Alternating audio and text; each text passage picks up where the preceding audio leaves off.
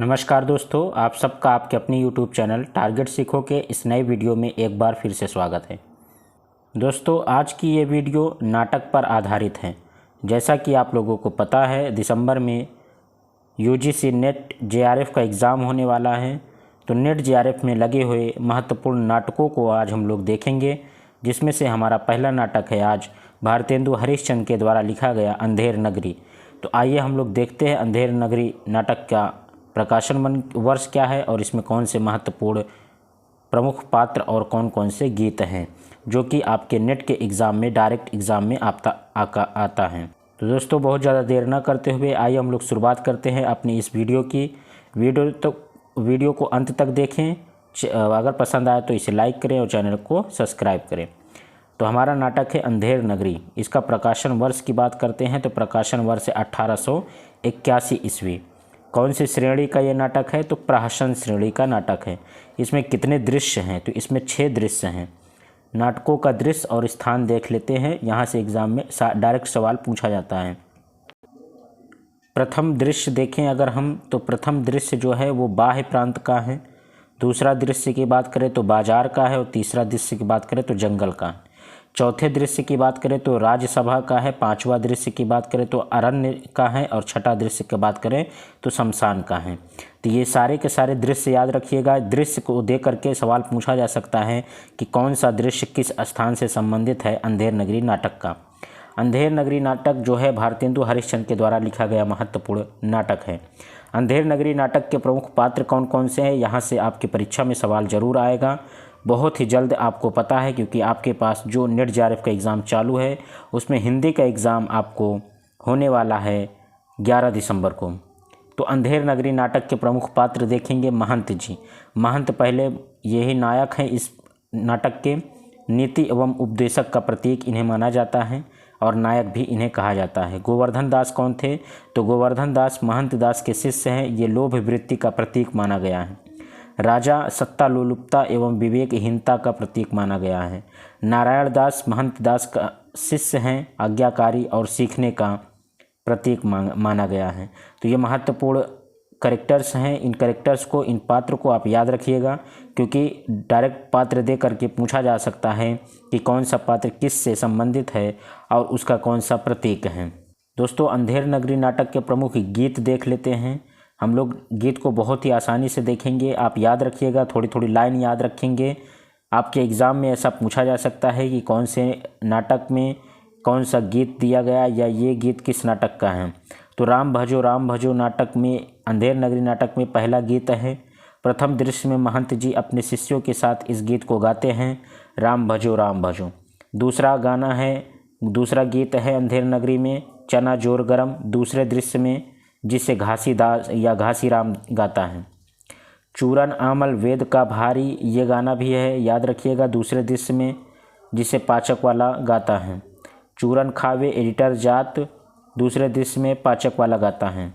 अंधेर नगरी अनभुज राजा, ये पांचवें दृश्य में गोवर्धन दास गाता है। अंधेर नगरी नाटक के जितने भी महत्वपूर्ण पात्र हैं, महत्वपूर्ण गीत हैं, इसकी स्थापना कब हुई, इसका प्रकाशन कब हुआ, इन सब को हम लोगों ने देख लिया है। ये महत्वपूर्ण भारतेंदु हरिश्चंद्र जी के द्वारा लिखी गई अंधेर नगरी नाटक है, जो कि बहुत ही महत्वपूर्ण है। आप इसे ज़रूर देखें, आपकी परीक्षा में ये सवाल डायरेक्ट पूछा जा सकता है। अब हम लोग देखेंगे भारतेंदु हरिश्चंद्र जी के द्वारा लिखा गया दूसरा नाटक सती प्रताप। तो सती प्रताप नाटक भारतेंदु हरिश्चंद्र जी का दूसरा नाटक है।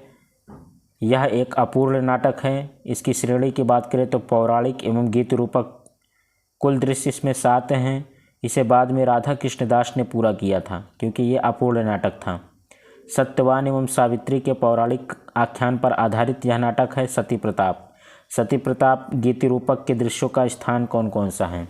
तो प्रथम दृश्य में हिमालय का अधोभाग दिया गया है। दूसरे दृश्य में तपोवन है। तीसरे दृश्य में जयंती नगर का गृह उद्यान है।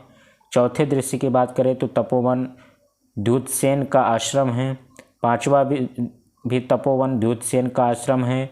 छठा दृश्य जो है मालती कुंज है और सातवां स्थान जो है वो घोर अरण्य है। इनको याद रखिएगा, यहाँ से पूछा जा सकता है आपके परीक्षा में। सती प्रताप नाटक के जो प्रमुख पात्र हैं उन सबको हम लोग देख लेते हैं। इसमें 3 अप्सराएं हैं, सत्यवान, सुरबाला, दूतसेन, नारद, यमराज, लवंगी, मधुकरी, सावित्री नायिका हैं, ऋषि, वन देवी, वन देवता, यमदूत गण आदि इसके प्रमुख कौन हैं, पात्र हैं। भारतेंदु हरिश्चंद्र के अन्य नाटक एवं रचनाएं कौन कौन सी है, वो प्रद्युम्न विजय 1893, रुक्मणी परिणय 1894 हरिऔध के अनुसार, उषा हरण 1887 चंद्र शर्मा जी, सीता वनवास ज्वाला प्रसाद मिश्र, अभिमन्यु शालिग्राम लाल, अभिमन्यु 1896, सीता वनवास 1895। भारतेंदु हरिश्चंद्र जी का अगला नाटक है नील देवी, जो कि मौलिक नाटक है। अंधेर नगरी भी कैसा नाटक था, मौलिक नाटक था, क्योंकि भारतेंदु हरिश्चंद्र जी ने मौलिक और अनुदित नाटक लिखे हैं, जिसमें से मौलिक नाटक नील देवी है। इसके बारे में हम लोग देखेंगे तो इसका प्रकाशन वर्ष है 1881। इसकी श्रेणी की बात करें तो ऐतिहासिक, गीति रूपक, वियोगांत हैं। कुल दृश्य 10 हैं। इसमें देशभक्ति से संबंधित ये नाटक है। राजपूती आन बान शान का चित्रण किया गया है इस नाटक में। नील देवी नाटक में नारी शौर्य का चित्रण किया गया है। इसके मंचन में भारतेंदु हरिश्चंद्र ने पागल का अभिनय किया है। तो ये सवाल पूछा जा सकता है कि किस नाटक में हरिश्चंद्र ने अपने किस नाटक में पागल का अभिनय किया है, तो वो है आपका नील देवी। तो नील देवी हरिश्चंद्र जी के द्वारा लिखा गया मौलिक नाटक है। इसमें हरिश्चंद्र जी ने खुद पागल का अभिनय किया है। नील देवी गीत रूपक के दृश्यों के स्थान को देख लेते हैं, क्योंकि नेट जेआरएफ के एग्ज़ाम में यहाँ से सवाल पूछा जाता है दोस्तों। प्रथम दृश्य का स्थान हिमगिरी का शिखर है। दूसरे दृश्य का स्थान युद्ध के डेरे हैं। तीसरे दृश्य का स्थान पहाड़ की तराई है और चौथे दृश्य का स्थान सराय हैं। पांचवें दृश्य की बात करें तो राजा सूर्यदेव के डेरे का बाहरी प्रांत है। छठे दृश्य की बात करें तो अमीर का खेमा है। सातवें दृश्य में कैद खाना। आठवें दृश्य में मैदान या वृक्ष है। नवें दृश्य को याद रखिएगा, राजा सूर्यदेव के डेरे हैं। और 10वें दृश्य का स्थान क्या है, अमीर की मजलिस है। ये 10 स्थान हैं। इन 10 स्थान को याद रखेंगे। कोई भी स्थान आपसे आपके एग्ज़ाम में पूछा जा सकता है। नील देवी गीति रूपक जो नाटक है, इसके पात्रों को आइए हम लोग देखते हैं।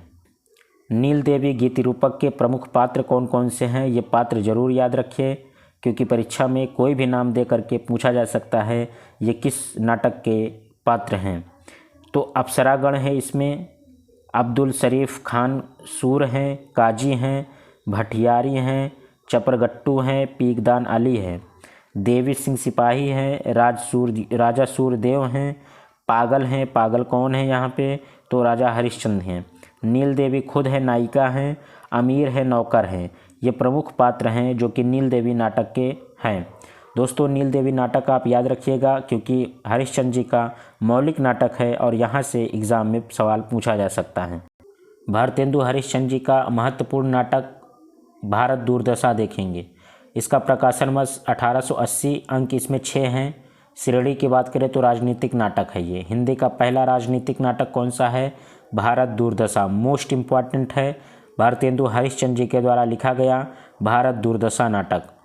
अंक इसमें 6 हैं, तो 6 अंकों को देख लेते हैं।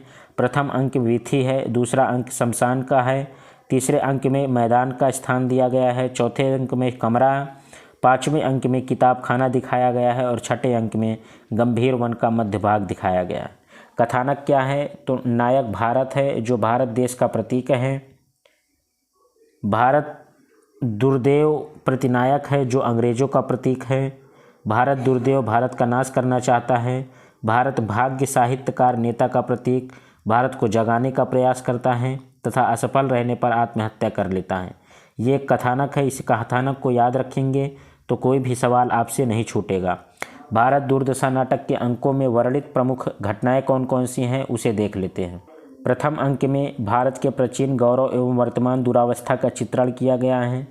दूसरे अंक में भारत द्वारा अपनी दीन दशा का वर्णन करते हुए बेहोश हो जाना दिखाया गया है। तीसरे अंक में भारत के सर्वनाश के कारणों का चित्रण है और चौथे अंक में भारत दुर्देव द्वारा भारत के नाश का प्रयास। पाँचवें अंक में 7 स्त्री पात्रों की कमेटी द्वारा भारत के बचाव के लिए चिंतन किया गया है और छठे दृश्य में भारत भाग्य द्वारा बेहोश पड़े भारत को जगाने का प्रयास किया गया है। असफल रहने पर सीने में कटार भोंककर आत्महत्या करने का दिखाया गया है। तो ये नाटक के अंक हैं, इन अंकों को याद रखिएगा। भारत दुर्दशा नाटक भारतेंदु हरिश्चंद्र जी के द्वारा लिखा गया महत्वपूर्ण नाटक है। यहाँ से तो सवाल देखने को ज़रूर मिलेगा, क्योंकि किसी भी नाटक के प्रमुख पात्र दिया जा सकता है आपके एग्ज़ाम में। दोस्तों, अगर वीडियो का कंटेंट अच्छा लग रहा हो तो वीडियो को पसंद करें, लाइक करें और चैनल को सब्सक्राइब करें। और अपने दोस्तों तक जो भी नेट जेआरएफ की तैयारी कर रहे हैं, यूपी टीजीटी पीजीटी या Bihar public service commission Hindi subject से तैयारी कर रहे हैं, तो उनके लिए परीक्षा में बहुत ही महत्वपूर्ण साबित होने वाली क्लास हैं। तो आइए देखते हैं भारत दुर्दशा नाटक के प्रमुख पात्र। भारत इसमें कौन है? नायक है। भारत देश का प्रतीक है। भारत भाग्य कौन है? पीठ मर्द साहित्यकार नेता हैं। प्रतिनायक कौन है इसमें? भारत दुर्देव है, अंग्रेजों का प्रतीक है। योगी है, निर्लज्ज है, आलस्य है, ये सारे के सारे प्रमुख पात्र हैं। मदिरा, अंधकार, सत्यानाश, फौजदार, रोग, ये सभी के सभी महत्वपूर्ण पात्र हैं जो कि भारत दुर्दशा नाटक के हैं। 7 सभ्य लोगों की कमेटी भी है इसमें, जिसमें बंगाली, महाराष्ट्री, एडिटर, कवि, सभापति, 2 महाशय, ये सभी लोग इसमें आते हैं। भारत दुर्दशा नाटक के प्रमुख गीत कौन कौन से? गीत तो ज़रूर पूछा जाएगा। तो पहला गीत है रौवरु सब मिलके आवहु भारत भाई। योगी प्रथम अंक में गाता है। ये महत्वपूर्ण है कि कौन गाता है, किस अंक में, ये महत्वपूर्ण है। दूसरा गीत है को नहीं पकड़त मोरो हाथ उबारो नाथ। भारत गाता है इसे दूसरे अंक में। जागो जागो रे भारत भाई, जागो जागो रे भारत भाई, भारत भाग्य छठे अंक में गाता है। भारत दुर्दशा नाटक के प्रमुख कथन कौन कौन से हैं? अंग्रेज राज सुख राज सजे सब भारी, योगी प्रथम अंक में। विशेष तथ्य क्या है? भारतेंदु हरिश्चंद्र ने इसे देववत्सला नाटक कहा है। यह लास्य रूप माना जाता है। मंगलाचार में कलयुग की समाप्ति एवं सतयुग की स्थापना के लिए भाव प्रकट किया गया है। ये महत्वपूर्ण कथन हैं, महत्वपूर्ण विशेष तथ्य हैं हरिश्चंद्र जी के द्वारा लिखे गए महत्वपूर्ण नाटक भारत दुर्दशा के बारे में। भारतेंदु हरिश्चंद्र जी का अगला नाटक है प्रेम जोगनी, जो कि प्रकाशन वर्ष है 1875। इसमें 4 अंक हैं। अभी चारों अंकों को हम लोग देखेंगे। श्रेणी की बात करें तो लघु नाटिका है ये। तीर्थ स्थलों पर होने वाले कुकृत्यों और अनाचारों का इसमें विवरण किया गया है, चित्रण किया गया है। विशेषकर काशी की दुर्दशा का वर्णन किया गया है प्रेम जोगनी नाटक में। अंकों का स्थान देखें तो प्रथम अंक में मंदिर चौक है। दूसरे अंक में गैबी, पेड़, कूबा, व्यास आदि तमाम सारी चीज़ दिखाया गया है। तीसरे अंक में मुगल सराय का स्टेशन दिखाया गया है। और चौथे अंक में बुभुक्षित दीक्षित की बैठक। दूसरा, इस नाटक के प्रमुख पात्र कौन हैं? झपटिया, मिश्र, छक्कू जी, माखनदास, जगेश्वर, टेकचंद, मथुरादास, धनदास, बनितादास, गंगापुत्र, भंडेरिया, झूरी सिंह, राम भट्ट, बुभुक्षित दीक्षित, माधव शास्त्री, चंबू भट्ट, सुधाकर और इसके साथ साथ मलजी, रामचंद, दलाल, गोपाल शास्त्री, ये प्रमुख पात्र हैं जो कि आपके कौन से नाटक के हैं? प्रेम जोगनी नाटक के हैं, जो कि लिखा गया किसके द्वारा? हरिश्चंद्र जी के द्वारा लिखा गया, भारतेंदु हरिश्चंद्र जी के द्वारा। एक नाटक और है, उसे हम लोग देख लेते हैं, जो कि है विषयस्य विषम विस्मोधम। ये नाटक है विषयस्य विस्मोधम, प्रकाशन वर्ष 1876। श्रेणी भाड़ हैं, 1 अंक 1 पात्र हैं। देसी राजाओं की दुर्दशा का चित्रण है इसमें। अंग्रेजों की शोषण नीति का पर व्यंग्य किया गया है। बड़ौदा के महाराज गायकवाड़ के राजगद्दी से उतर जाने एवं उनके स्थान पर सायाजीराव को गद्दी पर बैठाने का वर्णन विशेष विस्मोधम नाटक में किया गया है। बहुत महत्वपूर्ण नहीं है, लेकिन हरिश्चंद्र जी का नाटक है, ये याद रखेंगे। इसका प्रकाशन वर्ष याद रखेंगे। ठीक है दोस्तों, भारतेंदु हरिश्चंद्र जी के मौलिक नाटक में एक महत्वपूर्ण नाटक है वैदिकी हिंसा, हिंसा न भवति, मोस्ट इम्पॉर्टेंट है। इसका प्रकाशन वर्ष 1873। श्रेणी प्रहसन, अंक 4। पशु बलि प्रथा का विरोध है। धार्मिक सामाजिक विसंगतियों पर प्रहार किया गया है। नांदी पाठ क्या है इसमें कि बट बकरा बलि हित कटै, जाके बिना प्रणाम प्रमाण, सो हरि की माया करें, सब जग को कल्याण। इसमें पात्र कौन कौन से हैं? सूत्रधार, नटी, पुरोहित, गृधराज, महाराज धीराज, विदूषक, मंत्री चित्रगुप्त, चौबदार, वेदांती, गंडकी दास, बंगाली, यमराज। ये प्रमुख पात्र हैं वैदिकी हिंसा हिंसा न भवति नामक पाठ लेखक जो नाटक है उसके। अंकों का स्थान देखें तो प्रथम अंक का स्थान रक्त से रंगा हुआ राजभवन, दूसरे अंक का स्थान पूजा घर, तीसरे अंक का स्थान राजपथ और चौथे अंक का स्थान यमपुरी है। ये नाटक मोस्ट इम्पॉर्टेंट है जो कि वैदिकी हिंसा हिंसा न भवति भारतेंदु हरिश्चंद्र जी के द्वारा लिखा गया महत्वपूर्ण मौलिक नाटक है। दोस्तों उम्मीद करते हैं आपको आज की वीडियो में जितने भी महत्वपूर्ण नाटक दिखाए गए हैं, पढ़ाए गए हैं और बताए गए हैं, ये आपकी परीक्षा में जो कि दिसंबर महीने में चल रही नेट जेआरएफ की परीक्षा है उसमें पूछा जाने वाला महत्वपूर्ण नाटक है, क्योंकि ये सभी नाटक आपके सिलेबस में लगे हुए हैं। तो उम्मीद करते हैं आपको कंटेंट अच्छा लगा होगा।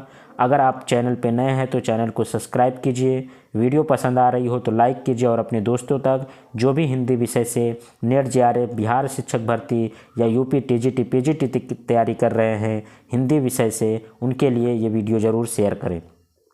ठीक है दोस्तों, उम्मीद करते हैं आपको वीडियो बहुत पसंद आ रही होगी। अब आपको लगातार वीडियो मिलेगी, ऐसी ही हमारी वीडियो देखते रहिए। बहुत बहुत धन्यवाद। Thank you so much. Best of luck.